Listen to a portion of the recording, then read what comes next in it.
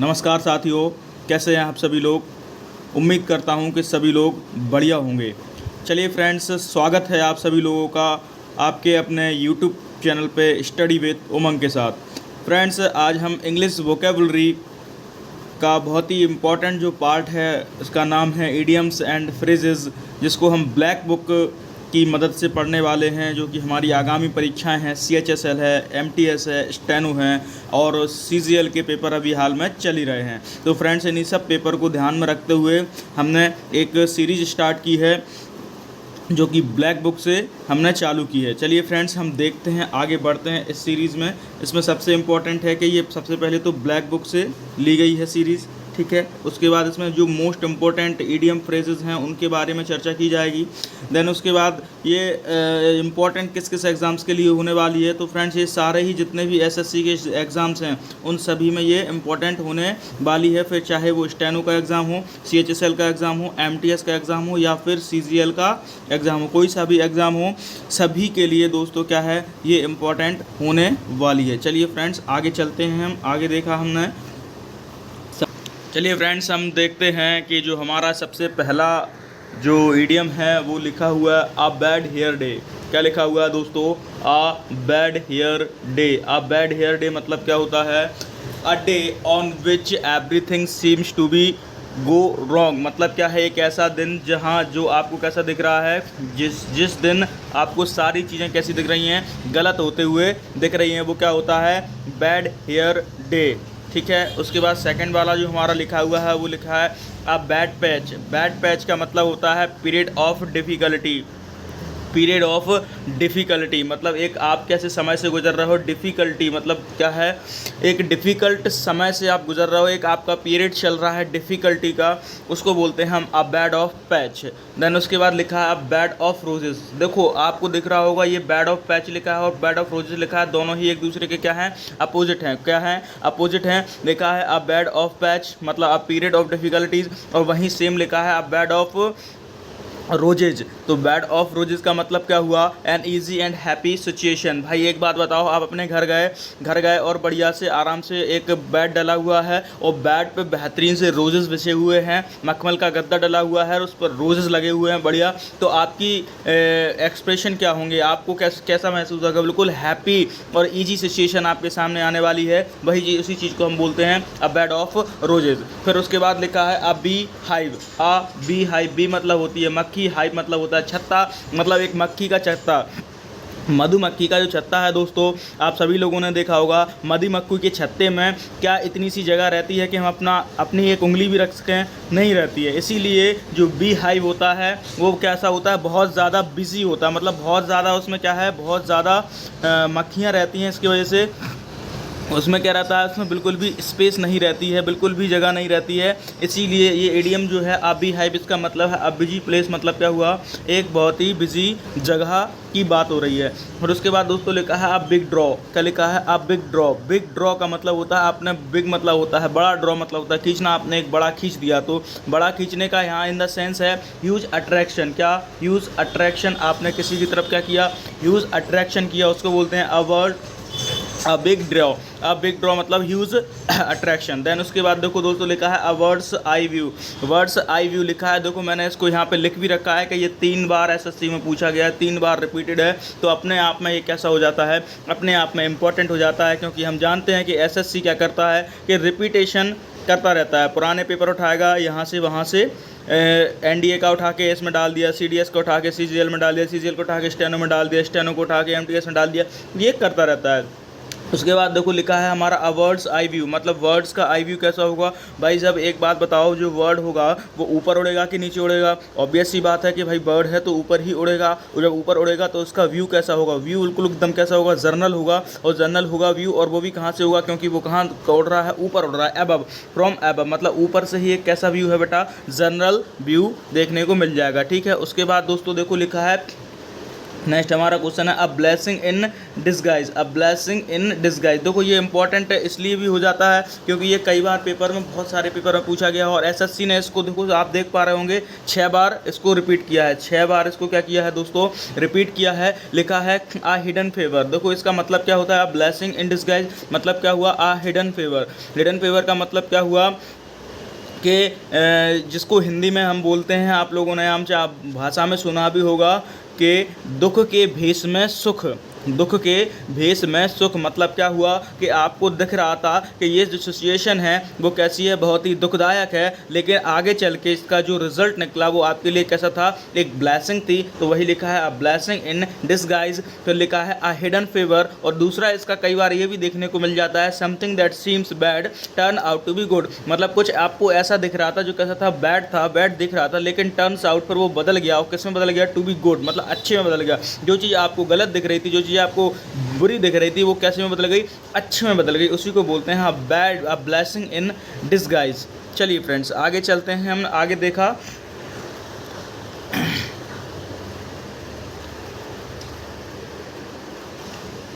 चलिए फ्रेंड्स आगे हमने देखा, आगे लिखा है 8th नंबर का आइडियम लिखा है अ ब्लू आइड बॉय। अ ब्लू आइड बॉय सभी को पता है, नॉर्मल सा वो है आइडियम, इसको कोई समझाने की ज़्यादा ज़रूरत नहीं है। इसमें लिखा है वन हु इज़ फेवरेट। क्या है, वन हु इज़ फेवरेट, भाई इसको बोलते हैं आँख का तारा, जिसका कोई एक क्या है, जिसका फेवरेट होता है। जैसे होता नहीं है एक टीचर के लिए कौन फेवरेट होता है, टॉपर्स जो आगे बैठते हैं, फ्रंट बेंचर, वो क्या होते हैं, टीचर के लिए फेवरेट वन होते हैं, उसी को बोलते हैं अ ब्लू आइड बॉय। ठीक है, आँख का तारा। देन उसके बाद देखो लिखा है फ्रेंड 9th नंबर पे अ bolt from the blue. A bolt from the blue an unexpected disaster. A bolt from the blue, a bolt from the blue मतलब क्या है, ब्लू से कैसा हो गया, बोल्ट हो गया। तो ब्लू से बोल्ट हो गया। जैसे हम कंप्यूटर में कोई भी अपन टेक्स्ट टाइप करते हैं और उसके बाद ऑप्शंस आते हैं उसमें क्या, बोल्ट करने के लिए। तो बोल्ट मतलब क्या, गहरा करने के लिए। तो पहले कैसा था, ब्लू था, अब कैसा हो गया, गहरा हो गया। तो कैसा होगा, एन अनएक्सपेक्टेड डिजास्टर, जिसकी आपने आशा भी नहीं की थी वैसा डिजास्टर आपके सामने आके खड़ा हो गया, उसको बोलते हैं a bolt from the blue an unexpected disaster. Then उसके बाद देखो लिखा है friends large bone of contention. Contention मतलब होता है विवाद करना, झगड़ा करना, डिस्प्यूट करना, क्वारल करना, है ना। बोन ऑफ कंटेंशन मतलब क्या होती है, ये फसाद की जड़, जिसको बोलते हैं हम हिंदी में फसाद की जड़। क्या बोलते हैं, फसाद की जड़। कंटेंशन मतलब होता है लड़ाई झगड़ा करना, बोन मतलब होता है क्या, जड़। बोन ऑफ कंटेंशन मतलब क्या हुआ फसाद की जड़। तो क्या लिखा है, कॉजेज ऑफ डिस्प्यूट। डिस्प्यूट मतलब भी वही होता है लड़ाई झगड़ा करना, क्वारल, डिस्प्यूट, है ना। कॉन्टेंशन ये सब क्या है, लड़ाई झगड़े वाले काम है। तो ठीक है, फिर लिखा है क्या, कॉजेज ऑफ डिस्प्यूट मतलब क्या हुआ, डिस्प्यूट का जो कारण बनता है उसको बोलते हैं बॉन ऑफ कंटेंशन। फिर देखो फिर फ्रेंड्स लिखा है आपके सामने अगला क्वेश्चन लिखा है 11th वाला, लिखा है a bull in the China shop. China की शॉप में बुल रखा हुआ है। भाई चाइना की शॉप में बुल रखा है मतलब क्या हुआ, एन एक्सट्रीमली अवाकवर्ड क्लामसी पर्सन मतलब क्या है, अड़ियल, बिल्कुल मूर्ख, कोई मतलब ही नहीं है उसका। भाई एक बात है, चाइना की शॉप है और चाइना की शॉप में आपने बुल रख दिया तो भाई उसका कोई मतलब है, उसका कोई मतलब नहीं है। भाई चाइना की शॉप में बुल रखने का कोई मतलब ही नहीं है, इसलिए उसको बोलते हैं एन एक्सट्रीमली अबैकवर्ड क्लामसी पर्सन। कैसा व्यक्ति है, मूर्ख व्यक्ति है, एकदम एकदम अड़ियल व्यक्ति है। चलिए फ्रेंड्स आगे चलते हैं। आगे लिखा है अ बर्निंग क्वेश्चन। भाई क्या लिखा है, अ बर्निंग क्वेश्चन, ये बहुत ही रेयर है, ये तो सभी लोगों को पता रहता है। लिखा है burning question and important question. भाई इंपॉर्टेंट क्वेश्चन है, बर्निंग क्वेश्चन है मतलब क्या है, बर्निंग क्वेश्चन मतलब क्या होता है कि जो अभी हाल में ही चल रहा है, जो अभी हाल में ही चल रहा है वो क्या है, बर्निंग क्वेश्चन है। जैसे अभी हाल में कौन चल रहा है, अभी हाल में ज्योति मौर्य का एक बर्निंग क्वेश्चन चल रहा है कि जो ज्योति मौर्य है ना वो एसडीएम बन गई और उन्होंने अपने पति को छोड़ दिया, है ना। तो ये अभी कैसा क्वेश्चन चल रहा है, ये बर्निंग क्वेश्चन चल रहा है। चलिए फ्रेंड्स आगे हम देखते हैं।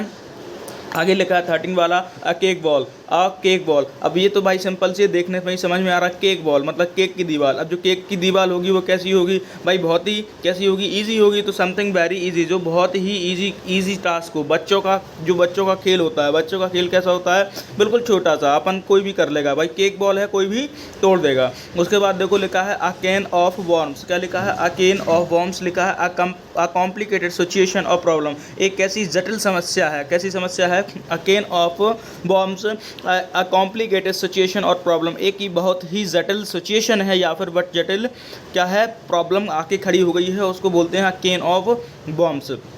फिर उसके बाद देखो लिखा है फ्रेंड 15 नंबर पे लिखा है a carrot and stick approach. A carrot and stick approach important question है ये, है ना, ये कई बार पूछा गया है पेपर में। अ कैरेट एंड स्टिक अप्रोच मतलब क्या हुआ?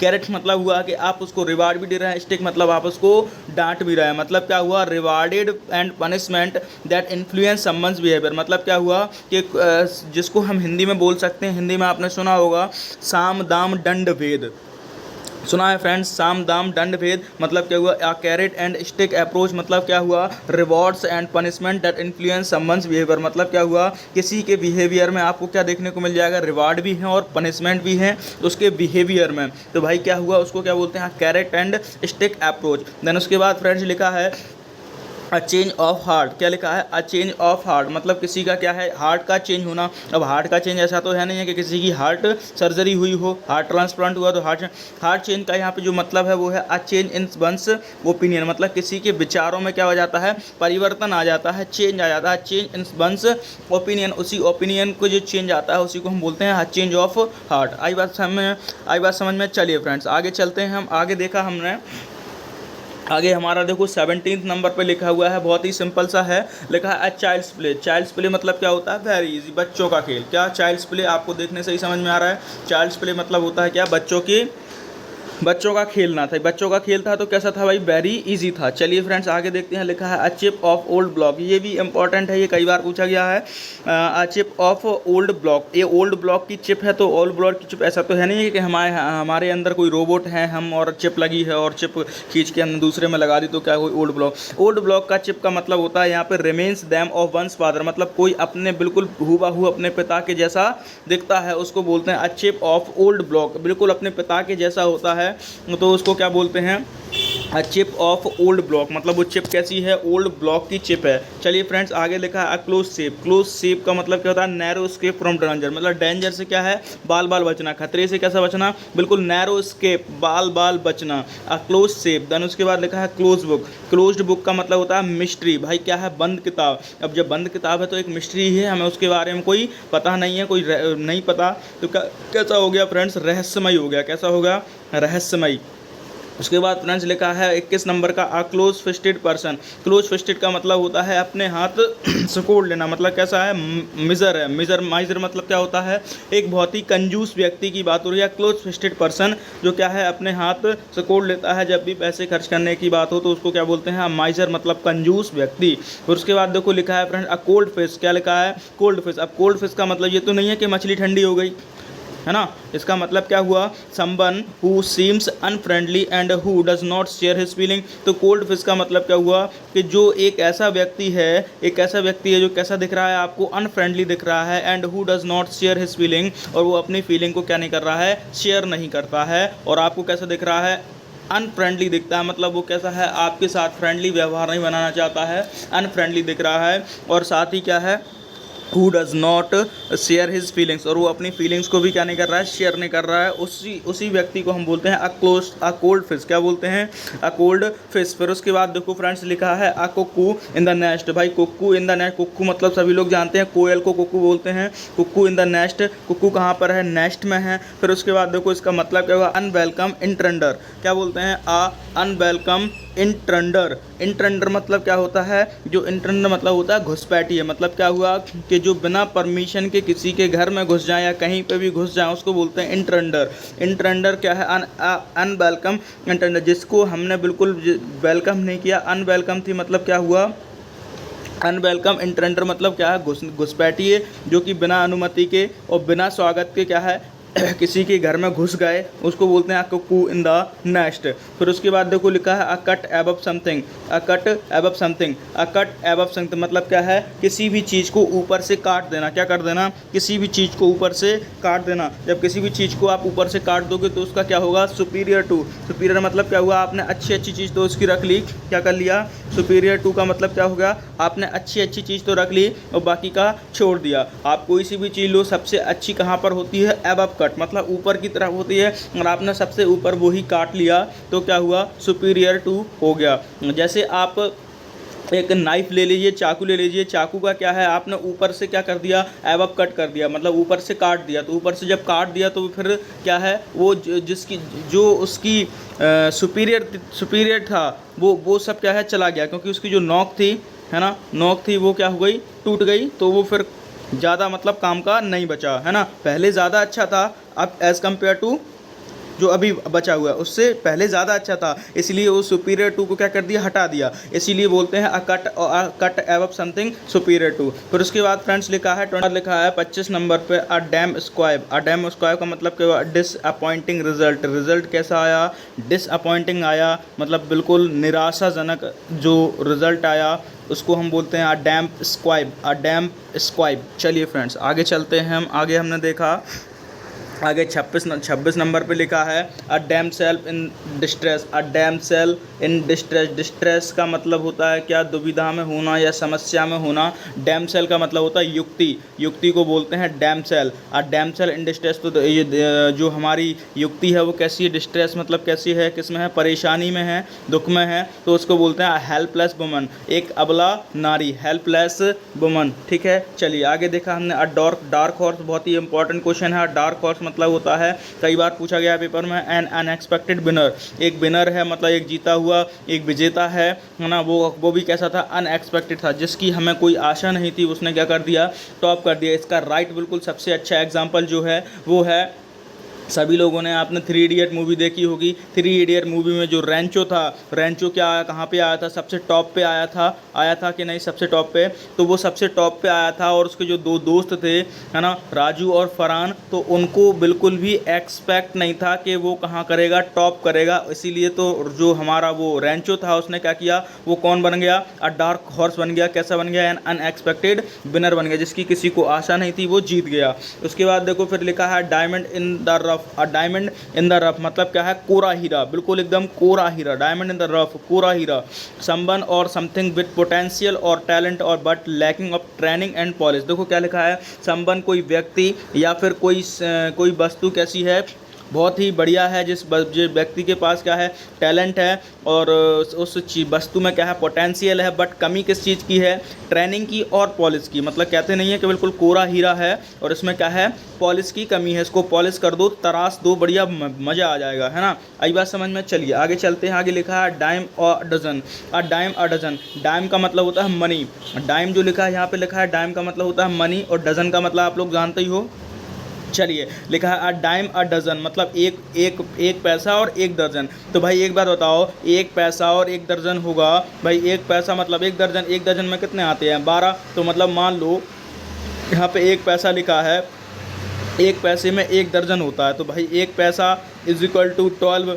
तो भाई एक पैसा 12, एक दर्जन के बराबर मतलब 12 के बराबर है। जो 12 के बराबर एक है तो उसकी कोई वैल्यू होगी, बिल्कुल ऑब्वियस सी बात है, उसकी कोई वैल्यू नहीं होगी। क्यों, क्योंकि भाई क्या है, वो 1 रुपये है और यहाँ पर एक दर्जन की बात हो रही है। तो बेटा क्या होगा यहाँ पे, इसका मतलब क्या हुआ कि very common and of no particular value. देखो वही चीज़ आ गई कि नो पर्टिकुलर वैल्यू, जिसकी क्या हो, कोई पर्टिकुलर वैल्यू नहीं हो, वेरी कॉमन। कैसा हो, वेरी कॉमन सी चीज़ हो, उसको हम बोलते हैं क्या, अ डाइम अ डजन। उसके बाद दोस्तों लिखा है अ डॉग ब्रेकफास्ट। डॉग का जो ब्रेकफास्ट होता है, डॉग्स ब्रेकफास्ट, वो कैसा होता है, टोटल मैश होता है। मतलब उसका जो डॉग का खाना होता है, ब्रेकफास्ट टोटल मैश होता है। वो खाता कैसे, बिल्कुल मैश, बिल्कुल सब चीज़ कैसे कर लेता है, बिल्कुल सब चीज़ मिक्स कर लेता है और बिल्कुल मैश हो जाता है ना। मैश मतलब क्या होता है, सब चीज़ कैसे कर लेना, मिक्स कर लेना, बिल्कुल, है ना, टोटल मैच। चलिए फ्रेंड्स आगे देखते हैं। लिखा है अ डॉग्स लाइफ। जो डॉग्स की लाइफ होती है, जो कुत्ते की लाइफ होती है, वो कैसी होती है, मिजरेबल एक्सिस्टेंस। मतलब उसका क्या है, उसका ना तो कोई घर होता है, ठीक है, और ना ही कोई घर होता है, ना ही उसको कोई रहने की जगह होती है, ना ही कुछ खाने के लिए वो खुद बनाता है। तो डॉग की जो लाइफ होती है वो कैसी होती है, मिजरेबल एक्सिस्टेंस होती है। मतलब कैसी दयनीय होती है, मतलब किसी दूसरों पर आश्रित रहते हैं कि तुमने आज उसको खाना खिला दिया तो उसने खा लिया, नहीं तो ऐसे ही घूम रहे हैं दूसरी तलाश में कि कहीं और मिल जाए। तो वो कैसे होता है, मिजरेबल एक्सिस्टेंस। मतलब क्या है, डॉग्स लाइफ मतलब मिजरेबल एक्सिस्टेंस, दयनीय स्थिति। आपकी स्थिति कैसी है, दयनीय, मतलब दूसरों पर क्या है, डिपेंड है। चलिए फ्रेंड आगे देखा है a drop in a bucket. बिल्कुल सिंपल सा है, सभी लोग जानते हैं ड्रॉप इन अ बकेट। भाई एक बकेट मतलब होता है बाल्टी, एक बाल्टी में क्या एक ड्रॉप है पानी की, एक बाल्टी, इतनी बड़ी बाल्टी है 20 लीटर की, उसमें आपने एक ड्रॉप डाल दिया, तो क्या वो सफिशिएंट है, बिल्कुल नहीं है। इसीलिए लिखा है वेरी इनसफिशिएंट अमाउंट।